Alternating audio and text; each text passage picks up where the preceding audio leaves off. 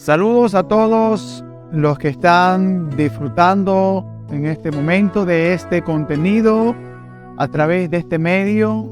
Bienvenidos sean todos a un nuevo episodio de Huellas Bíblicas.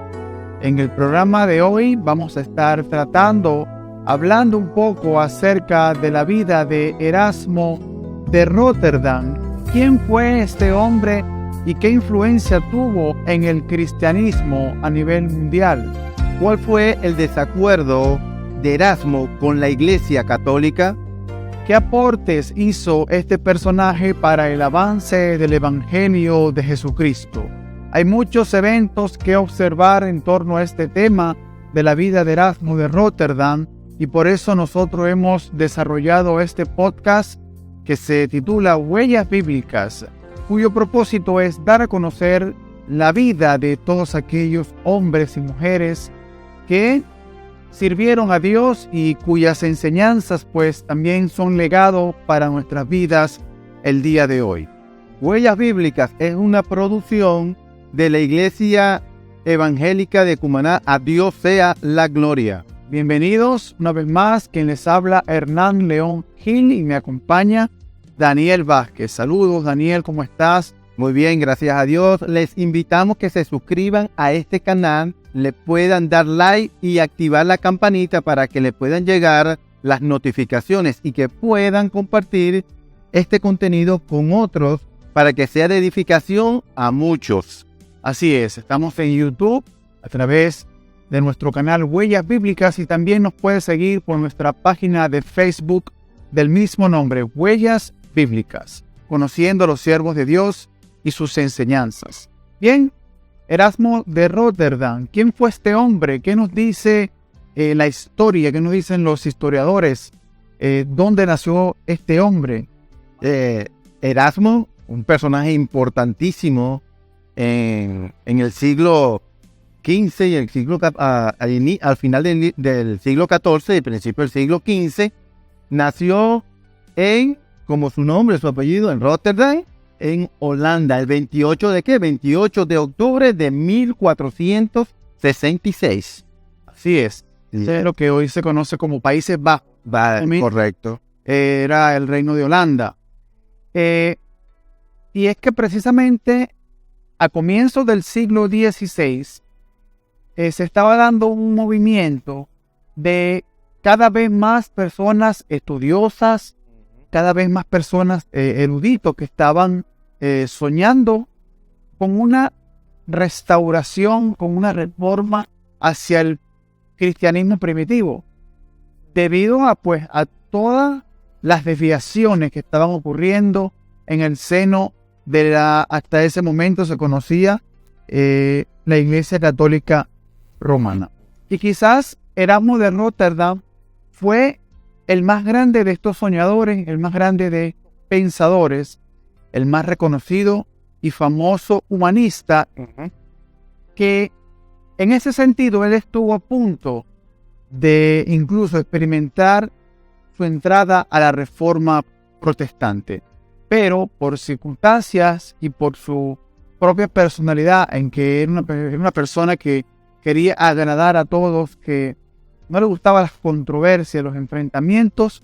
Bueno, además de su ideología, él se mantuvo en una situación de ambigüedad en ese sentido y vamos a profundizar un poco acerca de él. Ahora, ¿qué pasó en la vida de Erasmo de Rotterdam como monástico, cuando él entra al monasterio?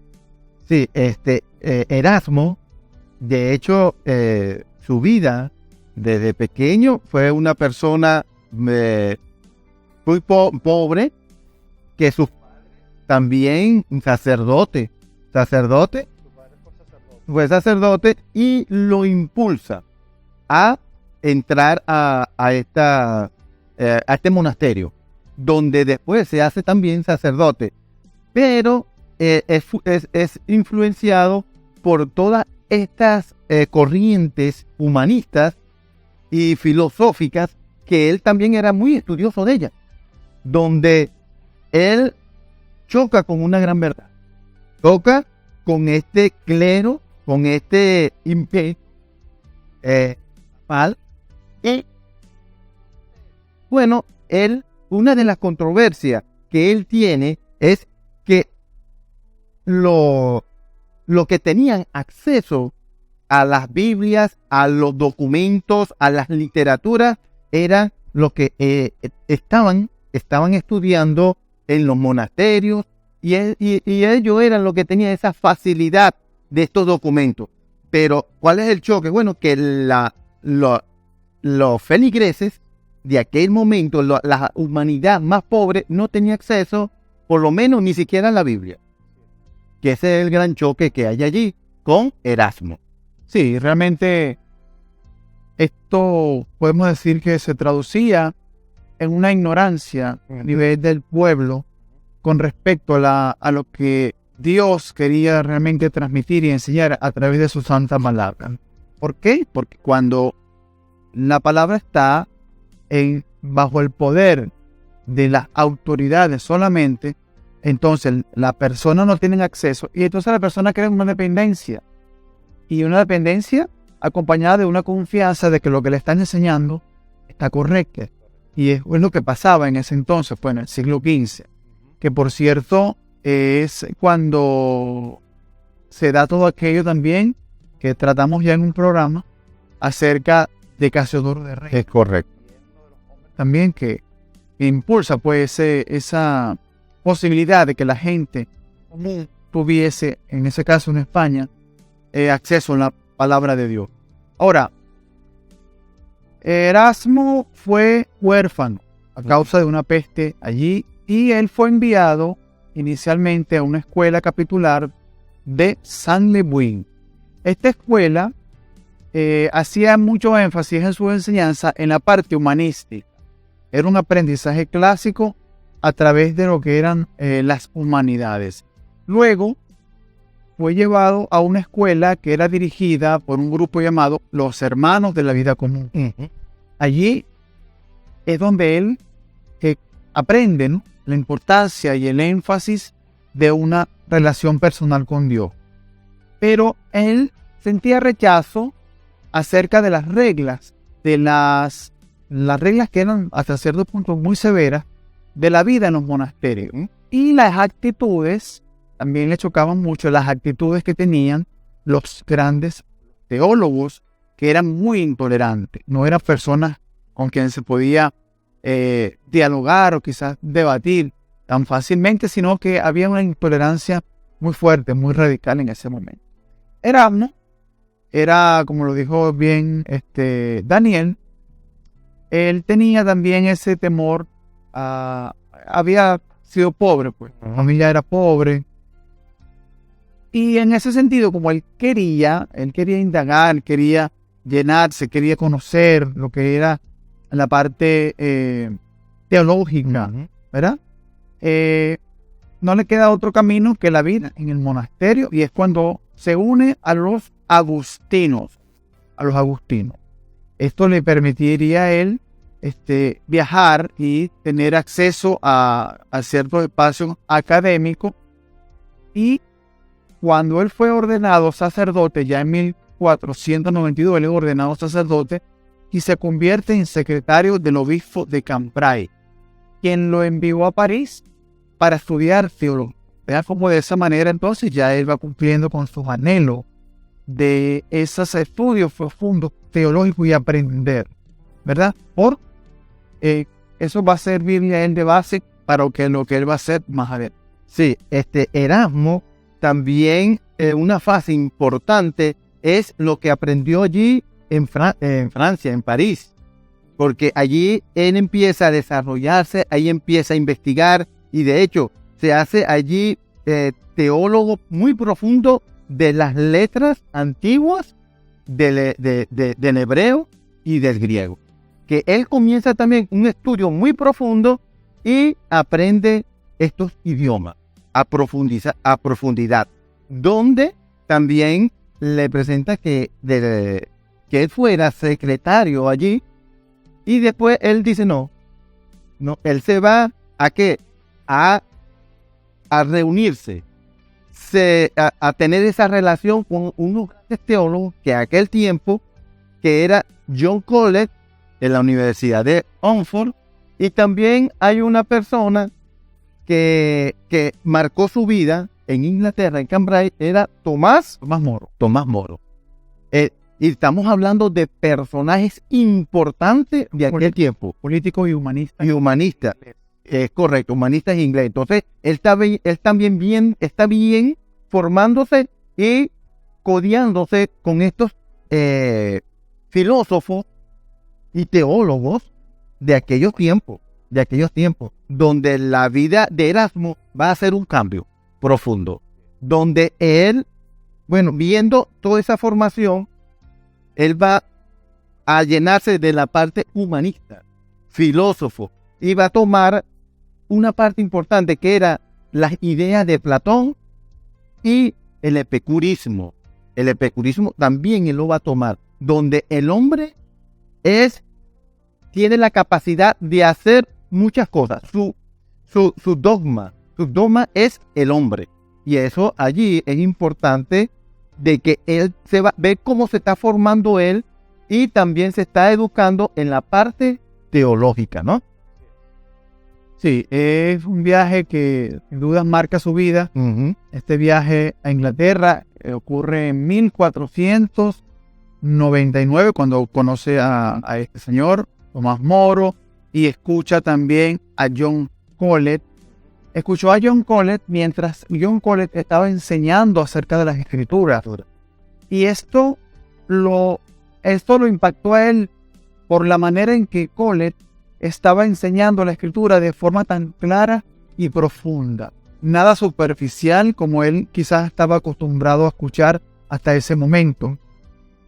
Porque, por ejemplo, en París, él había estudiado las escrituras, pero a partir de comentarios hechos por otras personas. Escritos que habían sido ya interpretaciones de las escrituras hechos por otras personas. Pero cuando él ve que se enfrenta a la posibilidad de estudiar profundamente desde los idiomas originales, esto lo alentó muchísimo. Y a pesar de que él sentía en buena parte de sus viajes mucho cansancio y muchos problemas de salud, él se sentía alentado por esta posibilidad de dedicarse al estudio de las escrituras a un nivel profundo. Ahora, la relación que tuvo Erasmo con la teoría escolástica o el escolasticismo, que eso también fue una corriente en la historia de la iglesia, porque el escolasticismo no era profundizar en la escritura, era interpretar la escritura, pero desde un punto de vista más arraigado hacia el humanismo. Y él pensaba que los escolásticos le habían arrancado al cristianismo su esencia, su verdadera identidad. Y es cuando él se dedica al estudio de los clásicos y del Nuevo Testamento en su idioma original, un idioma en el griego, que él llegó a dominar muy bien ese idioma, el griego. Y el resultado de este estudio, de esta preparación, de toda esta recopilación, es nada más y nada menos esta obra, la obra más importante que él le dejó como legado del cristianismo, que es una edición del Nuevo Testamento en griego original llamada Textus Receptus. Para los que no han escuchado acerca del Textus Receptus, bueno, eso fue publicado en 1516 y es una sucesión de textos impresos del Nuevo Testamento, de los cuales los más antiguos databan aproximadamente del siglo X. Y el Textus Receptus, por si usted no lo sabe, constituyó la base para aquel momento de la traducción de la Biblia alemana original de Martín Lutero. Además de ser la base de la Biblia de Martín Lutero, también fue la base de traducción para el Nuevo Testamento en el idioma inglés de William Tyndale. Y la versión más conocida en español, la Reina Valera, la versión Reina Valera, que hizo Casiodoro de Reina, y posteriormente Cipriano de Valera revisó, también está basada en el Textus Receptus. Entonces, la mayoría de todas esas traducciones del Nuevo Testamento de la época de la Reforma, alrededor de toda Europa, están basados en el Textus Receptus, que fue obra y legado de Erasmo de Rotterdam. Sí, Erasmo hizo allí algo importantísimo, que dejó este legado para que los otros sucesores tomaran eso como ejemplo. Como Martín Lutero, ¿verdad? Que se nutrió mucho de estos documentos que dejó Erasmo, que eran profundos. Y Martín Lutero, es tanto así que Martín Lutero se inspira bajo ese texto que hizo, o esa literatura que hizo Erasmo de Rotterdam, para hacer la Biblia llamada la Biblia del Oso, que nosotros aquí hablamos. Pero es importante el legado que está dejando Erasmo, que para ese tiempo ya era Erasmo de Rotterdam, ya estaba agarrando fama, se estaba dando a conocer a los países europeos, donde llegó a Italia. En todas estas cosas él llegó, y él daba sus conferencias, hacía tratados, y eso es importante. Es importante porque Erasmo fue fundador, o uno de los fundadores, de tener una traducción genuina, vamos a llamarlo así, genuina, de los textos, de los textos antiguos, y dársela ¿a quién? A las personas que no tenían acceso a esta información, que eso es allí a donde tenemos que ir, porque Erasmo, el choque que tiene con la iglesia es porque nada más una cúpula tenía acceso a la literatura de ellos, no la gente más baja, la gente que de menos recursos. Entonces ese es el gran allí desafío que tiene Erasmo. Obvio que Erasmo, que eso lo debemos hablarlo un poquito más adelante, porque Erasmo no fue perseguido como Martín Lutero. Eso es una pregunta que hay que enlazarla, porque Erasmo, bueno, con su humanismo, su platonismo, su epicurismo, que el hombre, él era un poco muy, que no le gustaba confrontar a estas grandes cúpulas de la Iglesia Católica. Sí. Bien, es importante decir que esta edición que publicó Erasmo venía acompañada de algunas notas de estudios y de una traducción al latín, en donde él corrigió más de 600 errores que tenía la Vulgata Latina, que fue desarrollada por Jerónimo, la Vulgata Latina, que es lo que se tenía hasta el momento. Y en el prefacio de este trabajo, hecho por Erasmo, él dice justamente, porque esa era su visión, que el proyecto que él emprendió era para que todos pudieran, nos incluimos nosotros, pudiésemos tener por fin la Biblia en la mano y poder leerla libremente. Fíjense lo que afirmó Erasto, leo textualmente: ojalá se tradujera esto a todos y cada uno de los idiomas. Ojalá el granjero cante fragmentos de las escrituras en su arado, que el tejedor pueda tararear frases de la escritura con la melodía de su lanzadera, y que el viajero pueda aligerar con historias de las escrituras el cansancio de su viaje. Fíjate la visión que tenía este hombre de cómo la Biblia debía estar en la vida de cada persona. Es correcto. Y gracias a Dios que hoy en día podemos decir que sí. podemos tener, y realmente al alcance de nuestra mano en todo momento, las Santas Escrituras. Ok. Este trabajo fue elogiado por muchas personas, muchísimas personas, como bien lo dijo Daniel. Erasmo había ganado una connotación y una fama, y fue aclamado por muchos. Pero dos de las aclamaciones más notables de su trabajo vinieron, en primer lugar, del Papa León X y de un monje alemán llamado Martín Lutero. Imagínense ustedes esa encrucijada. Ese es un punto allí de inflexión donde se encontraba Erasmo, porque él también se había hecho famoso por otros escritos que él hizo, como El Elogio de la Locura. Sí, eso lo publicó en 1500. Escribió muchas obras. Sí. Y al respecto a eso, a ese escrito del Elogio de la Locura, él dijo que escribía eso para corregir los errores de aquellos cuya religión generalmente se compone de ceremonias y observancia de un tipo material y desatiende las cosas que conducen a la piedad. Es decir, el hombre se daba cuenta de que había una superficialidad, una religiosidad en los adentros, o en la iglesia, en la forma como se enseñaba, en la forma como la gente era enseñada a conducirse en la vida. Y él debía hacer su parte, pero estaba en esa encrucijada. No le gustaban las controversias.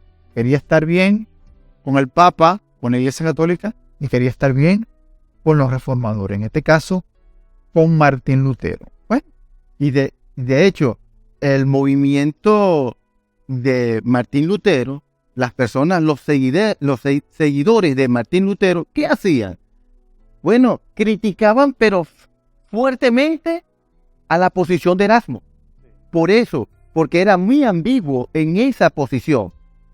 De hecho, al final de sus días, él se va para donde se esconde en el Imperio Católico, en el papal. Él se esconde. ¿Por qué? Porque él no fue una persona confrontadora, no fue una persona con una posición firme en la parte reformadora, ¿no?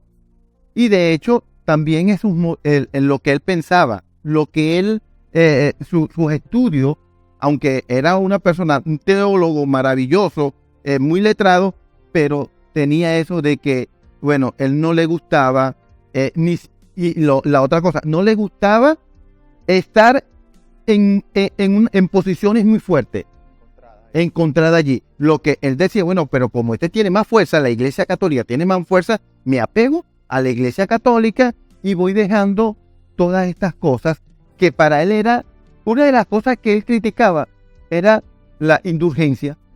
Él criticaba eso, pero como él no era tan firme, bueno, está bien, yo dejo pasar esto. sí, eso, exactamente. Él criticó las indulgencias, Sí, claro. los presuntos milagros, esos milagros que normalmente hacían las imágenes religiosas.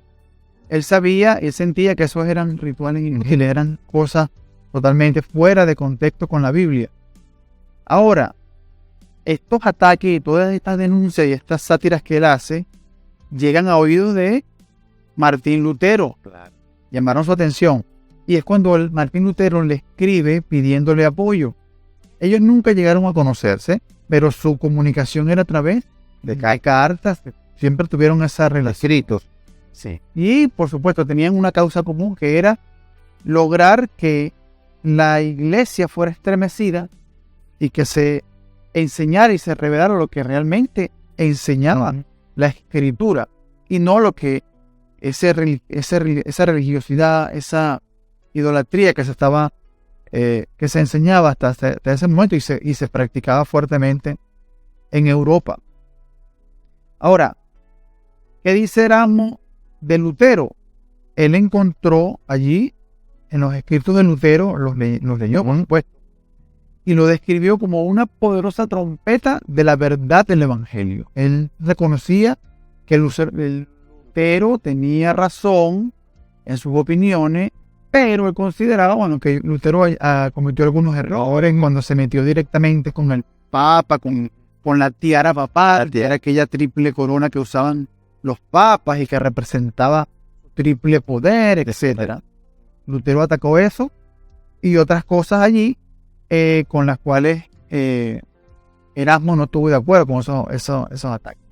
Sí, ¿por qué? Porque Erasmo estaba bien allí pegadito a la doctrina y a las costumbres papal. Y él no quería tener ese enfrentamiento como lo tenía Martín Lutero. Martín Lutero sí fue frontal, muy duro. Y de hecho, él fue perseguido. Pero ¿qué es lo que pasa con Erasmo? No, Erasmo, él decía, no, yo no quiero tener ninguna controversia. Mis pensamientos son estos. Eso sí, los pensamientos de Erasmo estaban bien claros. ¿Y cuál era su posición? ¿Por qué él traduce la Biblia, el Nuevo Testamento, el Textus Receptus? ¿Para qué? Para que las personas que no tenían ese acceso ahora lo tengan. y que ellos mismos vayan aprendiendo. Entonces, él era muy, muy duro allí, pero con las costumbres y lo que se estaba haciendo, la doctrina, Papa más que todo, bueno, de hecho, él también, con los milagros, él tiene un problema con la idolatría a imágenes. Erasmo también tiene ese problema. Pero, como le dije, Erasmo es una persona muy tranquila, no quería tener problemas. Es muy conciliador. Se acomodaba mucho. De hecho, sí, perfecto, en la pegó la comodidad. Sí, y Martín Lutero en uno de sus escritos también lo confronta.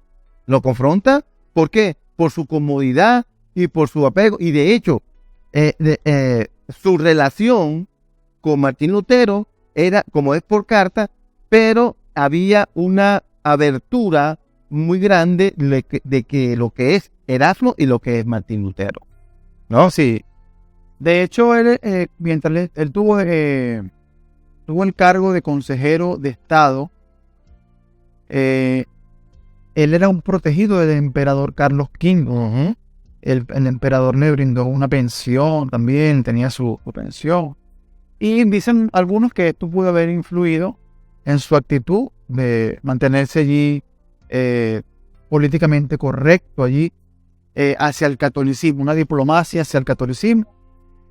Pero, como dicen algunos, él era un protestante en espíritu, pero no identificado directamente con la causa de la reforma protestante. Durante 4 años, Erasmo de Rotterdam estuvo tratando de mediar, les suplicaba que fueran moderados, tanto a católicos como a luteranos, les suplicaba que fueran moderados en su forma de actuar, de hablar, en las cosas que estaban diciendo, buscando esa reconciliación. Pero cuando fue presionado, entonces, bueno, decide él ponerse del lado del Papa en medio de toda esta controversia que se levantó en Europa a raíz de la reforma protestante.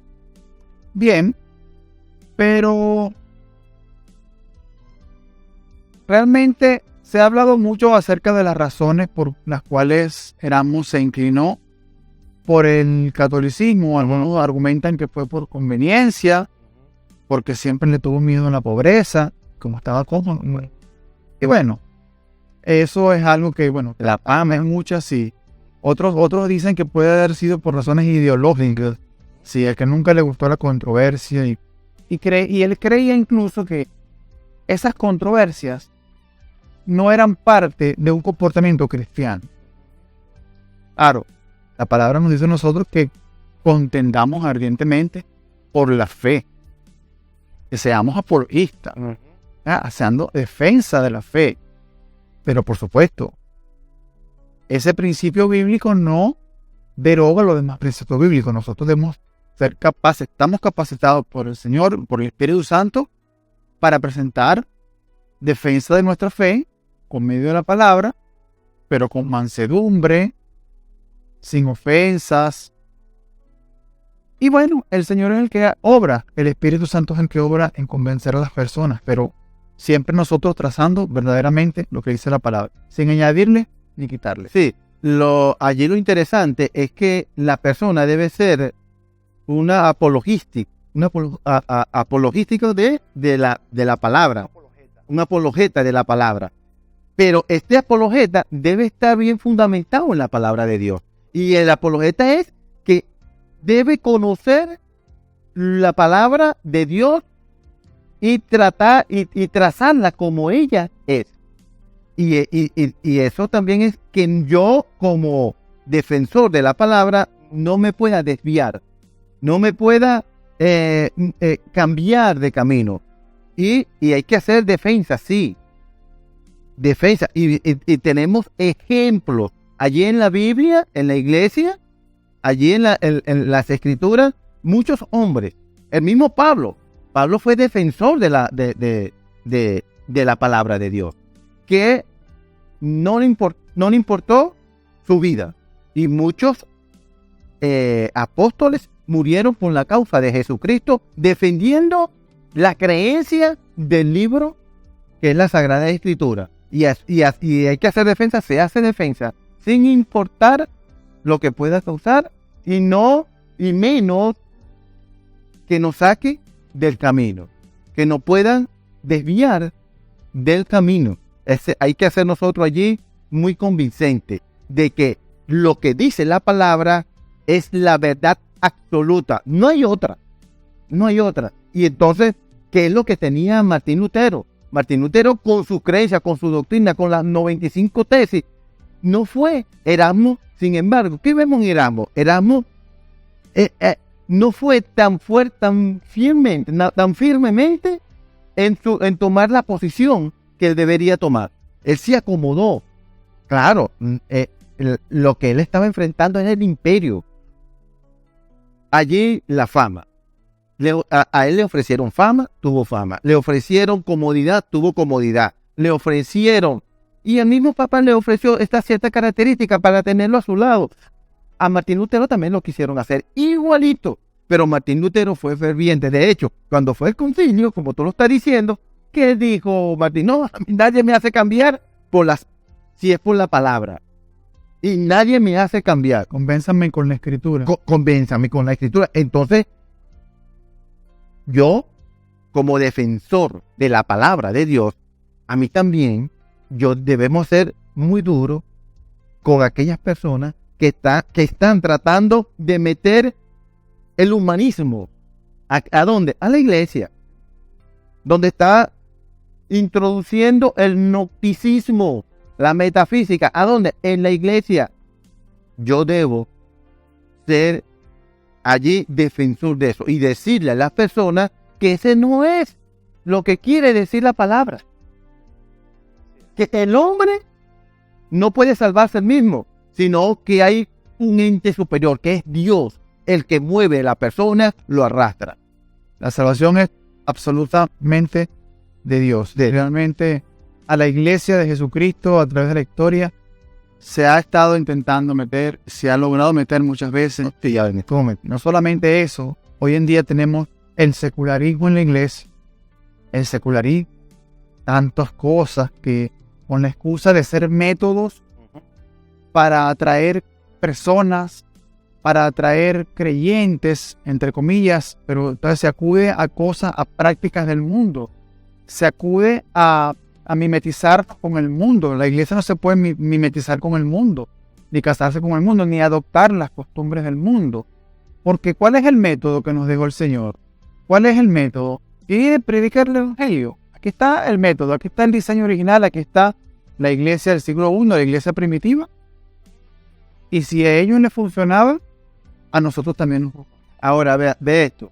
¿Qué Erasmo hizo? Erasmo, dentro del monasterio, él se dio cuenta de que la Biblia, la palabra, los escritos, él tuvo que analizar, él tuvo que ser un hombre letrado, un hombre conocedor de la palabra, buscó los métodos, buscó la forma, la herramienta para entender la palabra. Y de hecho, él estudió griego.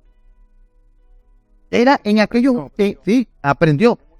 Él en aquel tiempo de Erasmo y de Martín, el hombre más prominente del conocedor de la lengua griega era Erasmo. Por eso que tradujo la Biblia del Nuevo Testamento, que es el texto recepto. Ahora, ¿qué debemos hacer nosotros ahorita? Muchas personas y muchos hombres, líderes, se llevan con algo superficial y metiéndole el humanismo, lo que yo pienso, lo que yo digo, y eso lo pongo a la orden de la iglesia. Y entonces, ¿pero qué es lo que dice la palabra? Yo debo también profundizar, yo debo buscar herramientas que me faciliten, que tener un acercamiento a lo que dijo el autor original. Sí. Si es en griego, vámonos para el griego. ¿Cuál es el miedo?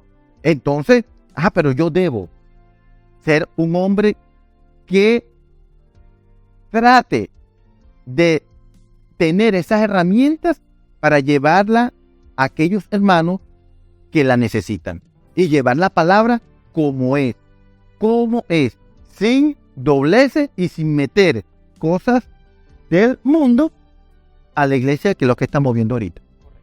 Es lo ideal, es lo que debe conocer un pastor o un cuerpo de pastores, una iglesia cristiana, es importante que dentro de la iglesia haya personas que conozcan las lenguas bíblicas, que sean capaces de estudiarlas y de mirar allí de cerca qué es lo que quiso decir realmente el autor bíblico, que es Dios. Es importantísimo. Entonces, es una gran responsabilidad de nosotros como cristianos ser pues siempre esas personas capaces de instruirnos, de estudiar, para poder presentar la apología de vida ante un tema, ante cualquier acontecimiento. Bien, bueno, sin duda un hombre que aportó al cristianismo, un hombre que aportó a la causa de el estudio y la lectura de la Biblia alrededor del mundo. Él muere en Basilea, lo que actualmente es una ciudad en la actual Suiza. Muere el 12 de julio de 1536 a la edad de 69 años. Ese fue este hombre, Erasmo. Ahora, ¿qué nos deja toda esta enseñanza?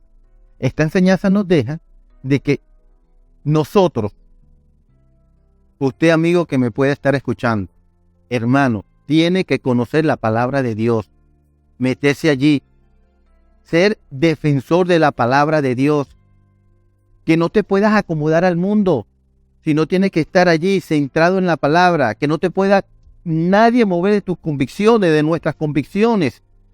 Y eso allí nos deja esta enseñanza, que nada ni nadie pueda movernos de nuestras convicciones, que está centrado en la palabra, y ser estudiosos, no neófitos, estudiosos de la palabra de Dios, pero a profundidad, y llegar hasta los libros o la lengua original, si es el Nuevo Testamento, el griego, y si es en el Antiguo, saber el hebreo, ¿no? Y para allá debemos todos guiarnos y profundizar. Así es. Bueno, gracias damos a Dios por este episodio de la vida de Erasmo de Rotterdam. Hemos llegado al final del tema de hoy. Esperamos que haya sido de edificación para sus vidas. Le damos gracias por haber sintonizado este programa por este medio.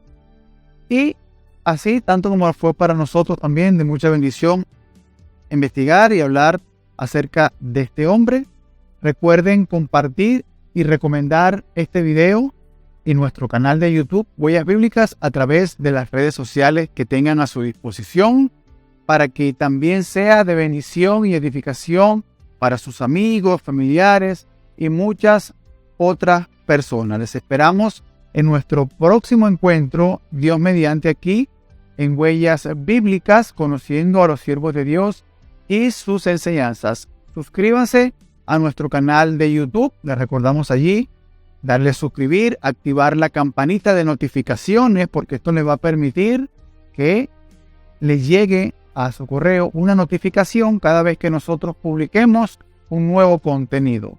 Y bueno, en la caja de comentarios de este video, usted también nos puede dejar su comentario, valga la redundancia, su sugerencia, qué temas le gustaría que presentemos en nuestro programa, o qué personaje, puede ser un tema, puede ser un personaje de la Biblia o fuera de la Biblia, pero en el marco de estos hombres y mujeres que dejaron huella para el avance del cristianismo y el evangelio de Jesucristo en el mundo a lo largo de la historia. No nos queda más que despedirnos y que el Señor les bendiga mucho.